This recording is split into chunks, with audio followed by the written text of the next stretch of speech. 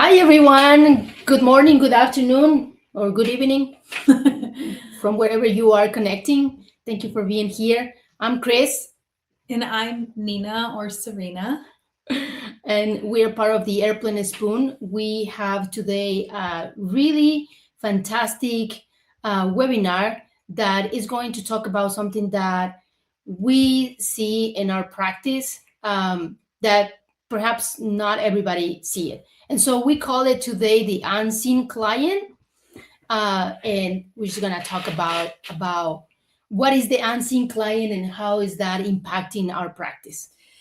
So, this talk, while it might be primarily thinking about pediatric therapists like physical therapists or occupational therapists or speech therapists, it could be relevant to educators or coaches, basically anyone that works with children and supports children. And then children are always attached to their parents. So this is the question that we have, and we would like to start with this, right? When a child is in therapy, who is the real client? And so I think for this, like it's a little bit complicated because yes, of course, you're going to provide the service to the kid, right? Like in your case, you are focusing on feeding, and that is going to give all of the tools and resources for this child that needs support.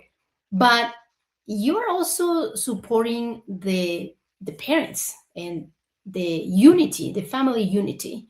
And so it goes beyond that. And what we know now, and we'll talk about this, is that addressing the unseen client really gives you a lot of space for you to become even a better clinician. In my case, I'm a parent coach, and so I give all of this for kids and also for parents that I need to have all of them as a unit family. Yeah, and it's like we're foggy. trained. Oh, you're foggy. We are trained to understand whether it's child development or our specific specialty areas. And so I might understand the tests that I can use and what are the areas that might be delayed or need some support and write goals about that. But what we know is that when parents are supported and when parents understand their child's needs and can carry over some of that practice or integration of these strategies, then the benefit of the child's progress is going to be exponential. But also, those parents are part of the team. And not only are they kind of on our side, but really it's for them. It's for them. Because a very important thing that we need to consider before we start talking about different types of parents is that when we're talking about pediatric therapy, no parent ever wants their child to need therapy. They're already coming in from a place of can't, challenge, something's wrong, something's behind. So we're already meeting them with tension. And that is because, and I don't know, maybe there are some schools that are now addressing this, but like with the therapists that I know, including you and even me as an educator, nobody told us how to communicate and collaborate with parents. Yeah. And kids are coming with parents. And so you could be an excellent therapist, an excellent doctor, an excellent teacher. And then you have all of the tools that you learn to do it in a classroom or to do it in your private practice.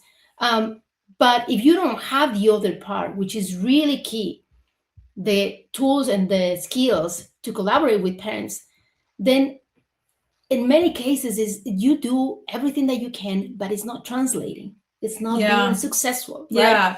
Or like when their child is with you, they make all this progress, but then you go home and you feel like they're just doing the same things. And in the long term, I mean, ultimately, that child is with their parents for their whole life. They're not with us. that we're a temporary part of their lives. And if we're there to support them, we need to recognize that children come as a package deal. And if we can embrace that whole package and really think about different types of parents and where they're coming from. Today, we want to talk about different types of parent profiles and what are some of the influencing factors and psychological factors. But we want to give you some strategies. We have a three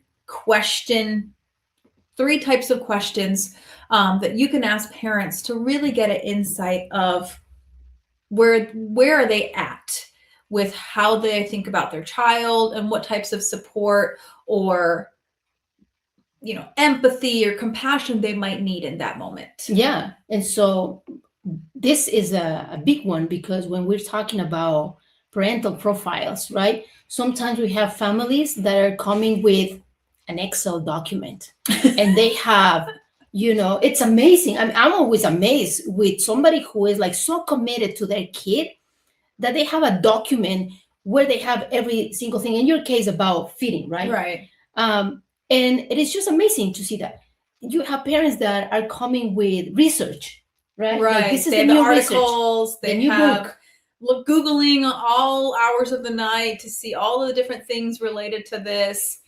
And, anytime you look for information, especially like on just the internet, there's going to be conflicting messages or they saw something on social media, or they heard something from a friend or their doctor. And if they're not lining up, if they're all conflicting, like, which advice do I follow can be kind of tricky. Yeah. Then you have the other type of, there's a variety, but then the other one is the one that doesn't know anything, that is maybe overwhelmed, right? And it is just coming to you, you do it, right? It's not necessarily, but because we have another profile, that profile is like, you fix my child. But this is not that one. This is like, I don't know. I really don't know. I need help. And those are actually the words that we hear, when I do the consultations and then when you do the evaluations and the sessions, it's like, I need help. Like, they have no idea. Right. And so there's a variety of parents. Yeah. There's also parents who might be in denial or grieving the loss of maybe the child that they had dreamt of as soon as they knew that they were going to have a child, maybe when they got pregnant, or if they were going through an adoption process or something. Then to think about, we always have these big hopes and dreams, and we want the best and we want the most and all of the success and everything for our children. And so when there is something that comes up that changes that makes that harder or is different than what we expected, there is a process of accepting. And sometimes that's denial at first, that no, it's okay, they're going to grow out of it, it's okay. Or no, my child doesn't have that. And it doesn't mean that they're wrong, but where are they coming from emotionally is something for us to really consider, of how are we approaching them and what does our communication look like? Because if I just say, you got to accept this, you're in denial, that's not helpful. No. And then from that could be from the same parent, the ones that are just coming to you because they want you to fix their kid, right? It's that denial, or you can name it anything, but they don't want to be maybe part of this journey with you, right? They want you to fix their kid, and then they're gonna be here. And so I don't think in any of these profiles there's one that is good or one that is bad. It's just a profile, and now the expertise of the therapist or the person in front of the kid to really connect with that. And that's what we're here talking about, the unseen client, because we know they are the clients. Right. Well, the other thing to consider too is if this family has had previous experience with other providers or other professionals, and those experiences have not been very supportive, then their defensiveness or their maybe guard or wall that they put up might have nothing to do with you. But we don't know what their previous experiences were. Maybe those people were very unsupportive. Maybe they were very judgmental or really demanding, and it didn't feel like a good fit for that family, or they felt like, that they weren't doing a good job in their parenting. And so we don't know the whole story. We know a very, very, very little fraction, and very often we know nothing about parents. And so then we go to the next one for us, which is really important, is the influencing factors. Mm-hmm. And that could be, culture. And when we talk about culture, it's not just culture, country, city, but even living in the same neighborhood. And that was really good that one time you explained that to me. You were living next to your friend, and then the two households have different ideas of how to raise kids and how to eat and all of those values. So it's not even about being from another country, but what are those factors inside of the family that is influencing, right? Like, well, and the thing about family culture too is that often there are two parents, and the two parents might come from very different types of upbringing or households when they were children. And if they haven't had those conversations around how do we want to raise our children, what are our family values, or how are they integrating, even if they come from very different types of upbringing, then there can be clashes in that, in terms of one parent's expectation or the other parent's expectation of how something should look or how they're progressing. So culture is definitely an influencing factor.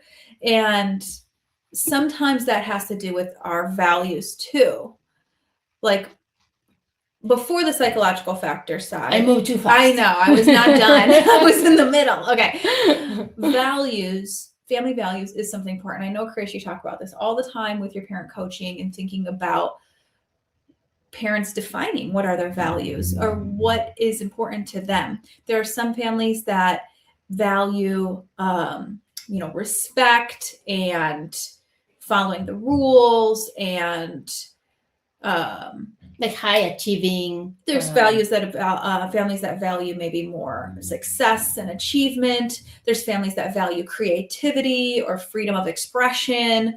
And there's a lot of mixes, but some things might stand out stronger for certain families. And so understanding what are their family values, what's important to them as parents for their child, is going to help inform us and how we can collaborate more effectively with parents. Because if I feel, a therapist working with this child, that like freedom of expression and creativity and autonomy are very important, and I want the child to be able to do whatever they want, and the parents don't feel like that's something important. They want the child to, follow instructions and to be respectful and to do as they're asked. It seems like there's a clash there, but it's just, there's not that communication around understanding a parent's values. Yeah. Or explaining or helping to invite a conversation of how we can expose a child to different types of interactions or opportunities to develop other areas. Yeah. And so with that, we also consider the psychological factors. And like you said at the beginning, right? Families are coming with dreams when they have a kid. And I can talk about this because all of the families that I support, they have a dream for their kids. And for some of them, those dreams are probably not gonna be a reality. And so, like you were saying, maybe they are, in that grieving time where they have to like not continue with that dream and like seeing something else. And I'm not saying that because a parent has a dream, then they are those dreams are gonna come true. No. But like almost like getting that crash at the beginning when kids are little, and like understanding that maybe that is not going to happen is really challenging. So the stress, the fear, the sadness, and all of that, it's really important for all of us to understand when we are with the kids, understand how parents are. Well, and all of this is typically developing, or children that have any type of developmental delay or difference or disorder. There's a lot of commonalities. Parents being scared of what the future is going to look like is just common, right? Parents are worried because they want the best for their child. But there's a level of desperation that might come in if things seem to be getting harder or they're not getting better. And in that desperation, a lot of times what we hear is isolation and these feelings of, I'm the only one, only my child. It might be dismissed if you bring it up to family or friends or even doctors. Their doctors. Yeah. That it's okay. They're doing fine. They'll grow out of it. Let's give them more time. And then there's this guilt too of, how come I didn't know about this before? Or how come we waited so long? There's so many factors, and it has to do with this kind of societal opinion. Parents are, their child is a reflection of them. And so that's my identity. I want to protect that. This is why sometimes, parents put on everything's great, everything's perfect face. And that is one of the challenges that I see with the families that I support, is that one, they feel they think that they are the only ones with that challenge. Yeah. And second, they don't talk about that challenge. And so when I talk to families and I say, like, you need to talk more about this, right? And that is why we do it differently here at the Airplane Spoon, because we know, like, it's not just providing the service to the kid, but it's also to the families. And that even includes that part of, like, you got it, you can do this, right? And so thinking about all of these three factors, right? We have the profiles, different types of parents with different ideas, the influencing factors that is cultural or something that is part of their identity, and then the other one that is the psychological factors.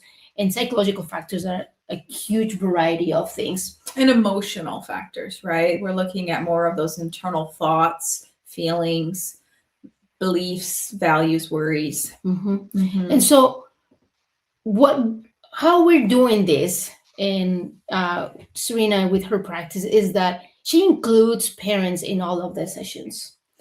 And this is not something that, like, we learn in school. This is something that maybe you felt it, we feel it, like, parents have to be there. Like, without parents, there's no kids. Like, we don't have clients if they're not parents. So parents are our clients, and we want to treat them with respect. You can have all of the assessments for your kid, for the children that you are supporting, but if you don't have an assessment to support parents, and that is a key part of your the therapy that you are doing with your kids, right? So we are going to talk about these three questions that we do at the Airplane Spoon when we have sessions.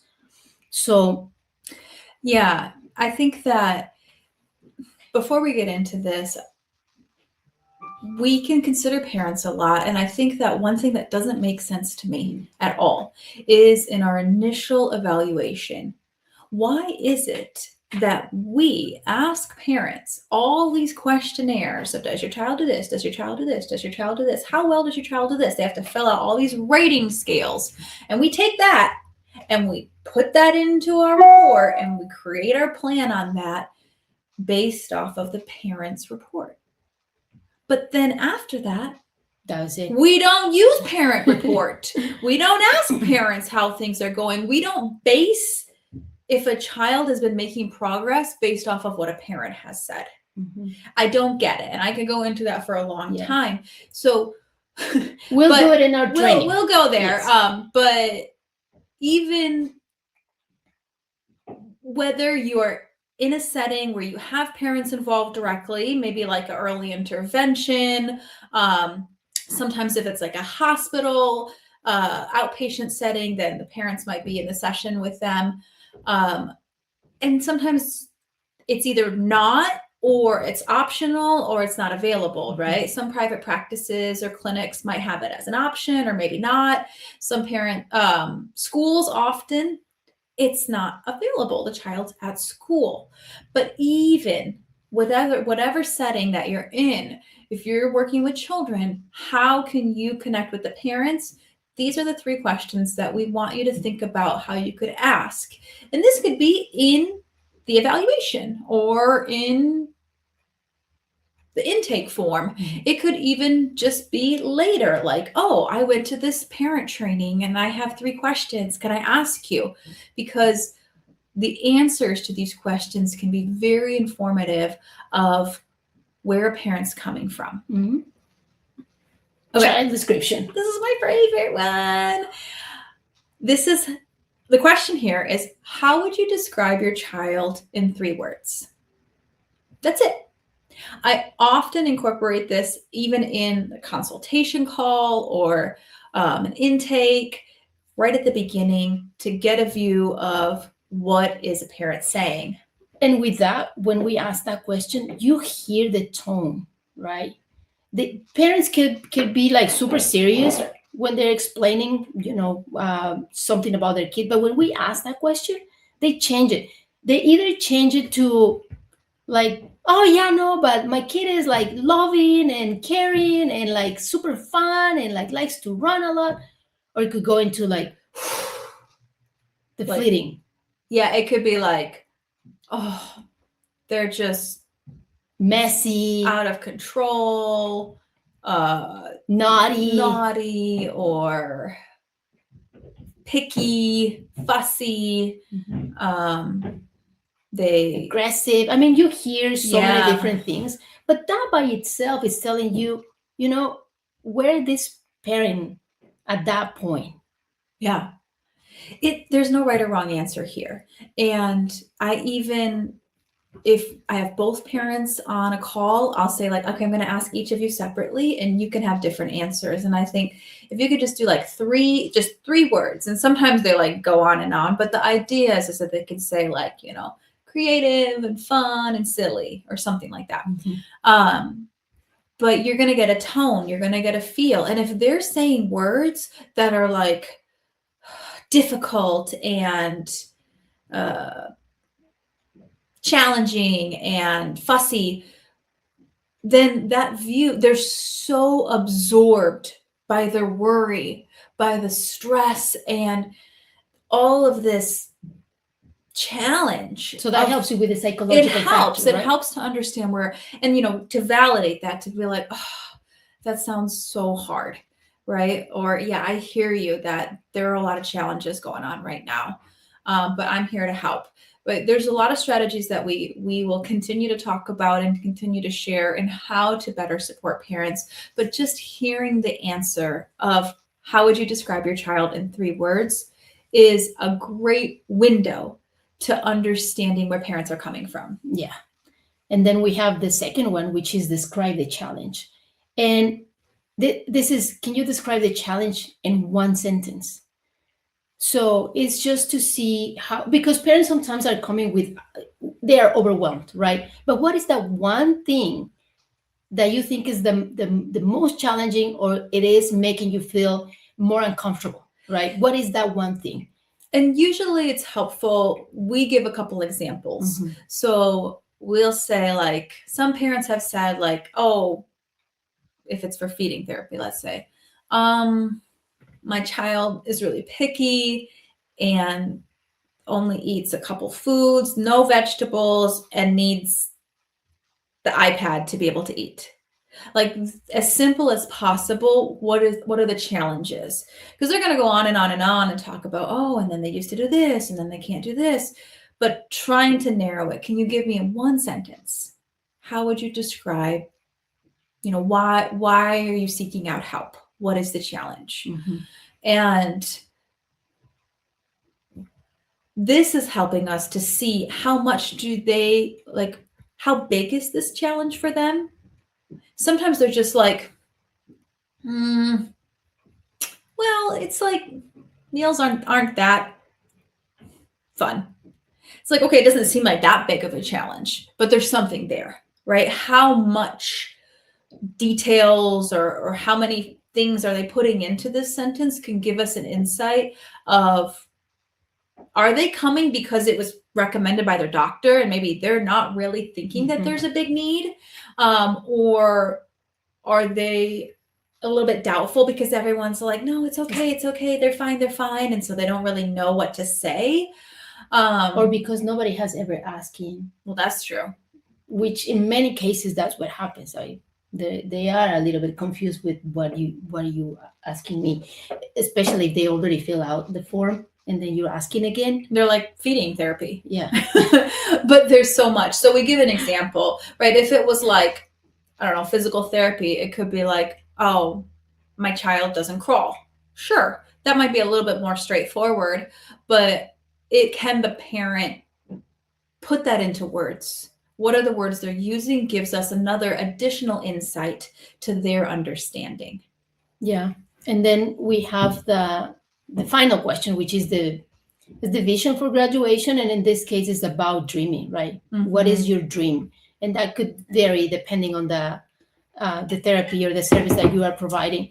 But with all of my parents, when I do parent coaching, this is key for me because then I know what am I working on? Like, what is the goal, And I have like beautiful examples of this. One of them is this mother that said, like, at the end of coaching, I want to feel like I am able to walk next to the water and it's very calm. And I'm like, okay, beautiful. That's so beautiful. Yeah. But then with families and with feeding, sometimes I hear parents saying, like, I just want to sit down in a restaurant and being able to enjoy what is in the menu and not thinking about I have to bring food. Right. So it's like, oh, okay, I understand where you are going with this. Right. And I love that they're able to think about it in like real world application. This question is actually really important for a couple of reasons, because just like you're saying, we're able to get an insight of how big are they dreaming. Sometimes I get parents that, like, if they could just eat one vegetable, I would be happy with that. So they're actually coming from a point of very, very little hope. Yeah. And we need to understand a parent's hope level. This is part of our parent partnership framework that we offer and have developed. But the vision for graduation is understanding how big are they dreaming, but it's also planting a seed that this support, whatever it is, it's temporary, right? And that doesn't mean that there aren't some children that might not benefit from ongoing intervention and support. If there are children that have more complex needs, they might continue to benefit and make gains from ongoing physical therapy or occupational therapy, speech therapy, feeding therapy, whatever it is. But the idea is that, can you think about what it would mean to not need meat anymore? What would that look like? Yeah, I'm laughing right now because so many times parents are like, no, why are you telling me that? I'm not ready. And so it's also for us, it's beautiful because they trust us, but it's also for us to understand that we have to keep providing tools and resources for these parents so then they also feel supported that they can do it. Right. Because the success for us is that everything that is working here in our at the Airplane Spoon can also be translated into other places, not just working here. And so that's why parents are so important in our sessions. And so the unseen client is parents. That's the unseen client. And it's so important understanding their profiles, their influencing factors, the psychological factors, really help you to understand, how you're going to collaborate with this family, with the entire family unity. And how you're going to be able to utilize all of the tools that you have when you're doing your therapy, and how you're going to ask them to also move that into their home so then you have a successful therapy session.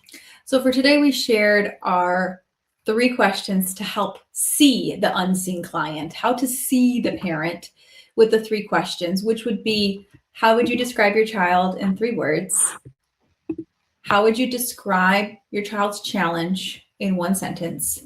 And what would it look like for your child not to need this support anymore if they were to graduate from it. And so these are three simple strategies and questions that you could put into practice right now and take it with you to collaborate better with parents. But like I mentioned before, we have created our parent partnership framework, and we have lots of these ideas and more to go into how to work effectively with parents, how to collaborate. So it's not just telling, and here's your homework and do this. Nobody likes to be told anything. It is really validating and supporting so that those parents feel so empowered. Their trust, their hope, their joy is stronger and better because of the strategies that you're using. And we have upcoming workshops if you're interested and you live in the greater San Francisco Bay Area. These are in-person workshops held at our location, the Airplane Spoon in Menlo Park, the last Saturday of the month, March 28th, April 25th, May 30th. It's a full day workshop in person. If you're interested, please reach out. You can also check out our website, theairplanespoon.com, to find out more. Spaces are very limited. There's only 12 openings per workshop so that it's intimate, that we're practicing, we're really learning about these so that you feel confident and have these tools. Because like Chris, you mentioned, we don't learn this strategies of how to support parents. And we are there for the children, but children come with parents. We are here for you. All right. Well, my name is Chris, and this is Serena or Nina, and we are part of the Airplane Spoon. So thank you so much for being with us today. Bye-bye. Bye.